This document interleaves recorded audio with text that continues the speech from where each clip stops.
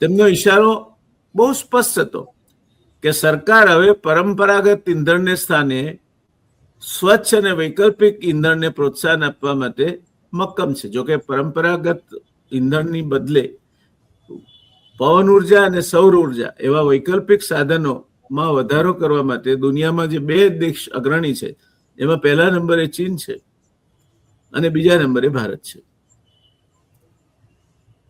ત્યારે હવે માત્ર કાર જ નહીં પરંતુ ટ્રેક્ટર કંપનીઓ પણ કાં તો 100% ઇથેનોલ પૂર્તિવાળું અને સીએનજી થી ચાલતા ટ્રેક્ટરો હવે તૈયાર છે. તેનાથી ખેડૂતોનો ખર્ચ ઘટશે અને પર્યાવરણને ફાયદો થશે. પર્યાવરણને ફાયદો થશે એ કદાચ માની શકાય.